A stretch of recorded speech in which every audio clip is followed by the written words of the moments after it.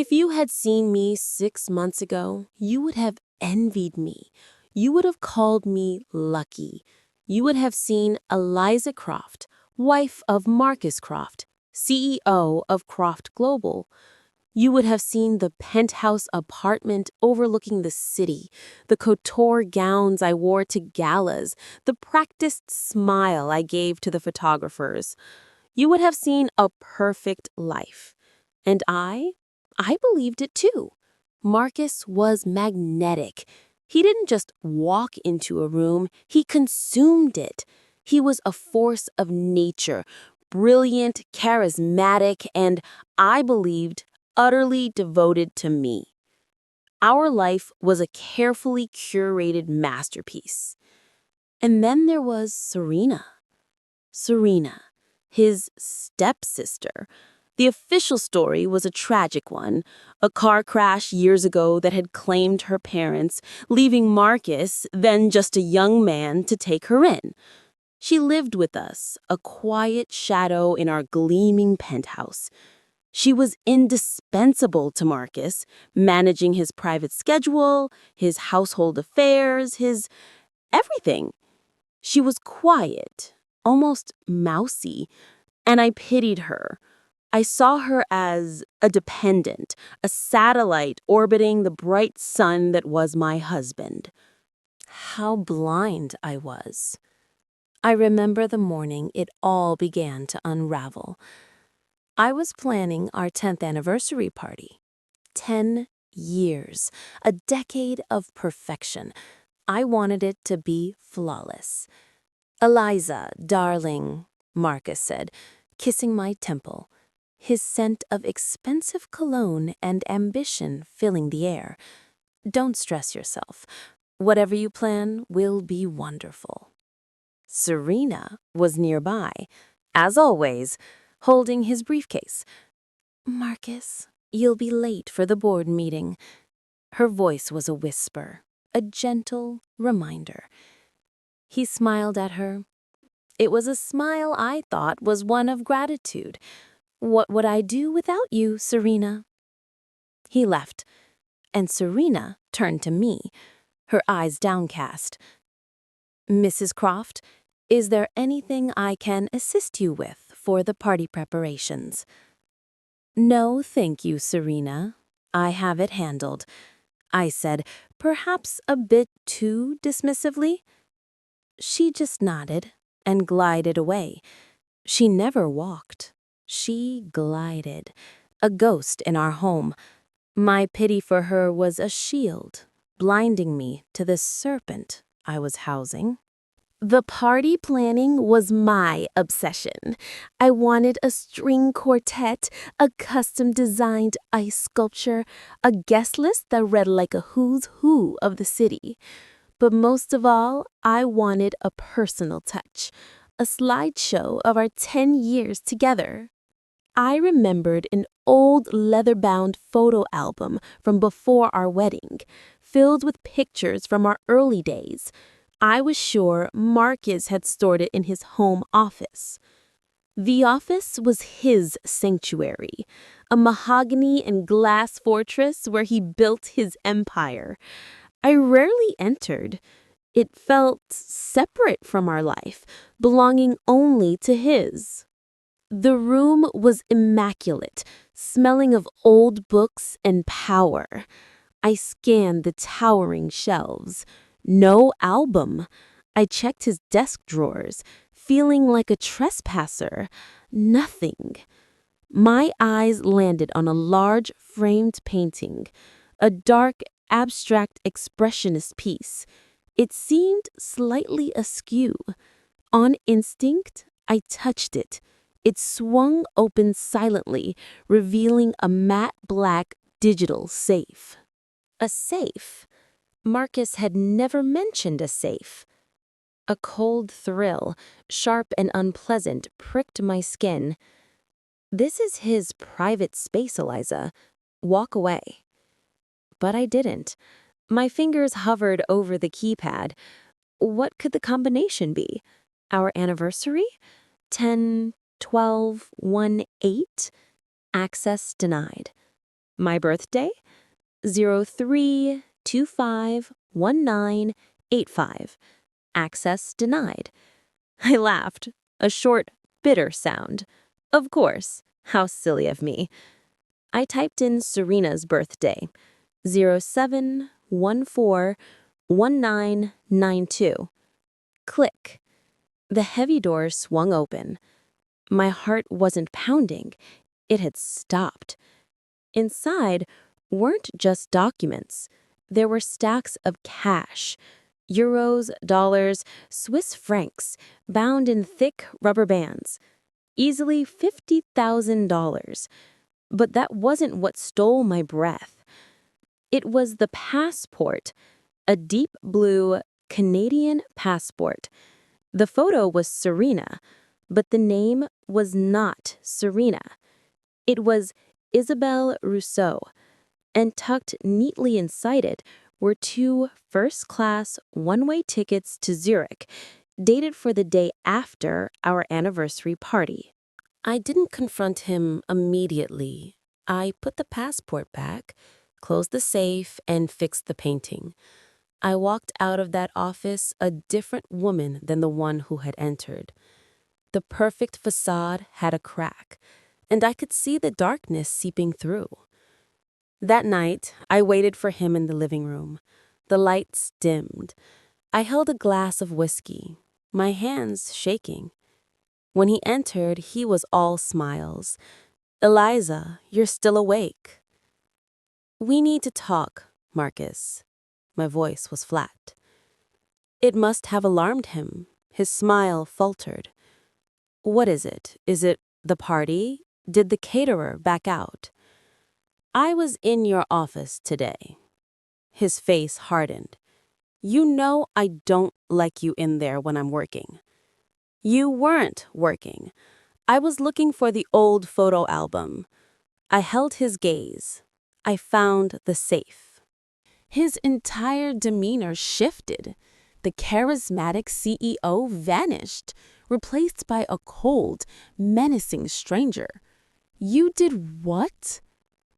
"Why is there a passport for Serena under a different name, Marcus? Why is there so much cash? And why are there one-way tickets to Zurich?" For a moment, he was silent. I saw a flicker of panic in his eyes, a flicker of rage. And then he exploded. You dared?" he roared, his voice bouncing off the marble floors. "You invaded my privacy, my one space in this house? That's not an answer." "An answer? You're demanding answers after you broke into my private safe?" He advanced on me, and I took an involuntary step back. "Marcus, you're scaring me." "I'm scaring you?" He laughed, a terrifying hollow sound. "You're the one acting like a common thief." That's when Serena appeared, as if summoned. She was in a silk robe, her hair down. "Marcus, Eliza, is everything all right?" Marcus turned to her, his face a mask of weary frustration. "She knows, Serena. She found the safe." Serena's hand flew to her mouth, her eyes wide with what I, in my naivety, mistook for fear. "Oh, Eliza, no." "What is going on?" I pleaded, my voice cracking. Marcus sighed, running a hand through his hair. He sat, projecting an image of profound disappointment. "Darling, I didn't want you to worry." "Worry about what?" "It's Serena," he said, his voice dropping to a sympathetic hush. "That family tragedy, it wasn't the full story. There was someone else involved, a dangerous ex-boyfriend. He was abusive. When her parents died, I didn't just take her in, I rescued her. The cash, the passport, it's an emergency fund to protect her, in case he ever found her. The tickets, we were planning a trip, a memorial for her parents in Switzerland. Serena was now weeping softly into her hands. "I'm so sorry, Eliza. I begged him not to tell you. I didn't want to bring my darkness into your perfect life." I looked from Marcus's pained expression to Serena's tear-streaked face. The gaslighting was a masterpiece. It was so plausible, so dramatic. And I fell for it. Completely. I felt a wave of shame wash over me. I was the monster. I was the suspicious, untrusting wife. "Oh my God," I whispered, rushing to Serena, putting my arms around her. "Serena, I'm so sorry. I had no idea." I looked at Marcus. "I'm so sorry. I betrayed your trust." He pulled me into a hug, stroking my hair. "It's okay, darling. It's okay. We all make mistakes. Let's just forget this ever happened." But as I stood there, enveloped in his familiar scent, one thought echoed in the back of my mind. I didn't break in. I used her birthday. I tried to forget. I really did. I threw myself back into the party planning. The flowers were ordered, the champagne was chilled, but the crack remained. I started to watch. I watched them when they didn't know I was looking. The way Marcus's hand lingered on the small of Serena's back for just a fraction of a second too long. The way they would speak in hushed tones, stopping abruptly the moment I entered a room. I started to notice things I'd been blind to before. Serena's wardrobe. I'd always thought her clothes were simple, modest. I realize now they were all quiet luxury. Cashmere, silk, designer labels with no logos. Where did she get the money? I started to look at our finances. I had access to our joint accounts, the household accounts, but I realized I had never seen Marcus's personal statements or his business statements. He always said, "Darling, don't worry your pretty head about it. That's what I pay accountants for." The gaslighting had worked, but its effects were temporary. The guilt had faded, replaced by a cold, hard knot of suspicion in my stomach. The woman who had apologized profusely was gone. In her place, a detective was being born. I needed proof. I needed someone who wasn't part of this theater we lived in. I used a burner phone I'd bought with cash. I called a name I'd gotten from a discreet inquiry. "Mr. Davies, my name is Eliza. I need to hire you. I need you to look into two people, my husband and his sister." Mr. Davies was a ghost. A quiet, unassuming man in a rumpled trench coat who specialized in the secrets of the wealthy. He cost a fortune. I paid him from a jewelry account I'd had since before my marriage. He delivered the first report 2 weeks later in a nondescript coffee shop halfway across town. I opened the manila envelope. The first photograph made me physically ill. It was Marcus and Serena. Kissing. Not a familial kiss. A deep, passionate, desperate kiss. Taken in the alley behind a restaurant I knew they'd gone to for a meeting just last week. Report page 1. Serena is not Serena. Her name is Isabelle Rousseau, just as the passport said. She is not his stepsister. She has no family in common with him. They met in college, years before I even knew him. They were lovers. Report page 2. The family tragedy. There was no family tragedy. Isabelle Rousseau's parents are alive and well, living in Quebec. They filed a missing persons report for her 12 years ago. It was never solved. I thought that was the secret. I thought, okay, he's a liar. He's having an affair with this woman he's been passing off as his sister. It's disgusting. It's grounds for divorce. I was so wrong. The betrayal was so much worse than simple infidelity. Davis delivered the second report a week before the party. We met on a park bench. "Mrs. Croft," he said, his voice grave, "what I found, it's more than you bargained for." "Tell me." "Your husband, Marcus Croft, 12 years ago, just before he rescued Serena, he was involved in a hit and run. A young man, a college student, was killed." What? My blood ran cold. Marcus was driving. He was drunk. He fled the scene. There was one witness, a young art student who was sketching in the park. She saw the whole thing. She saw his face. She saw him drive away. "Isabelle Rousseau," I whispered. "Yes. He found her before she could go to the police. He didn't just buy her silence with money.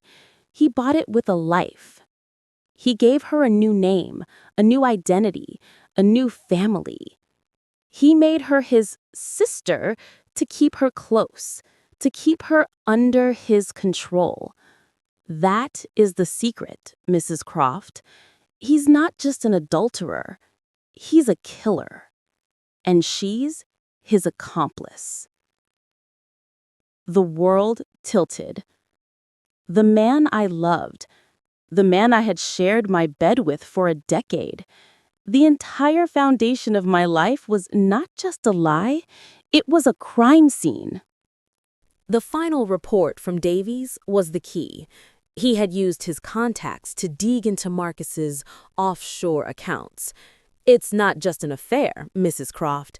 It's an exit strategy," Davies explained, sliding a stack of financial statements across the table. "He's been embezzling, siphoning millions from Croft Global for the last 2 years, funneling it into an account in Zurich. Under her name," I finished, the pieces clicking into place. "Under Isabelle Rousseau.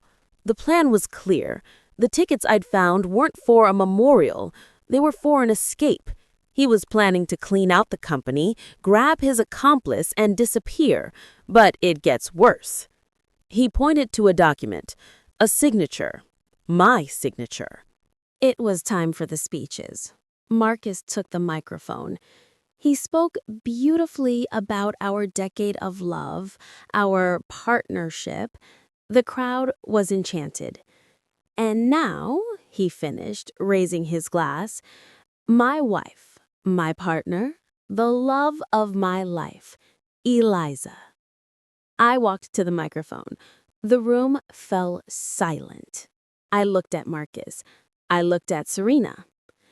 "Thank you, Marcus," I said, my voice clear and strong, carrying over the speakers. "That was a beautiful performance. You always were a brilliant performer." A few nervous laughs. Marcus's smile tightened. "You speak of our partnership, and I've learned so much from you about what partnership truly means. It means trust, it means honesty, and it means sharing everything." I pulled a small digital recorder from my clutch. "You all know Serena, my husband's devoted stepsister?" I fixed my gaze on her. Her face had gone pale. "Earlier this week, I accidentally recorded a conversation. They were finalizing their travel plans. I thought I'd share it with you all." I pressed play. "Are you sure she doesn't suspect?" "She's a fool, Isabelle. She's signing the last of the proxy forms tonight. By the time the auditors figure it out, we'll be in Zurich, and she'll be in a holding cell." 10 years. God, Marcus, you deserve an Oscar for pretending to love that bore. It was a small price to pay. Just one more day. One more day of playing the happy husband, and then we're free. The room was utterly silent. You could hear the ice melting in the glasses. Someone dropped a champagne flute. It shattered. Marcus was staring at me, his face a mask of pure, unadulterated hatred. But that's not even the darkest secret, is it, Marcus? I said, my voice dropping. Infidelity, embezzlement, those are just business. I turned to the crowd. 12 years ago, a young man named Daniel Peterson was killed in a hit-and-run. The driver was never found. I pointed. One long, crimson-nailed finger. But the witness was. Weren't you, Isabel? Tell them, Marcus. Tell them about the accident.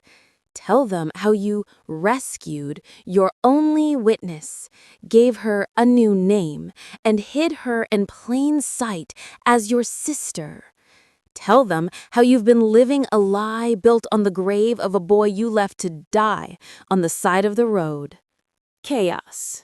That is the only word for it. People were shouting. Marcus's business partners were staring, their faces pale. Marcus didn't speak. He grabbed Serena's arm. We're leaving. Now. They ran. They didn't walk. They ran, pushing past horrified guests. They ran to the elevator, to the garage.